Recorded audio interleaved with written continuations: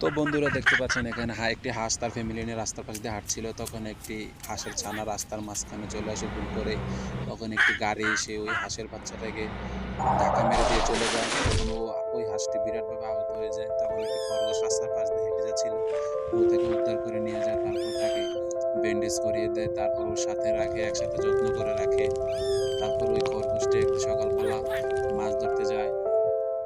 মাছ ধরতে গিয়ে একটি বাঘের সামনাসামনি পড়ে যায় এবং ওই বাঘটি ওকে তাড়া করতে থাকে। তারপরে দৌড়াতে দৌড়াতে একটি পাহাড়ের কিনারে চলে যায়। তারপর ওই ভয়ঙ্কর ওই পাহাড়ের কিনার থেকে পড়ে যায় পানির মধ্যে। তখন ওই হাঁসটি দেখতে পায় ওকে।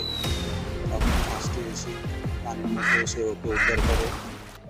তারপর ও একসাথে তাকে পানির থেকে বের করে নিয়ে আসে। তখন মা হাঁসটি ওর সন্তানকে ফিরে পায় এবং খরগোশটি হাসি মুখে ওর ফ্যামিলির পাশে পৌঁছে দিয়ে চলে যায়।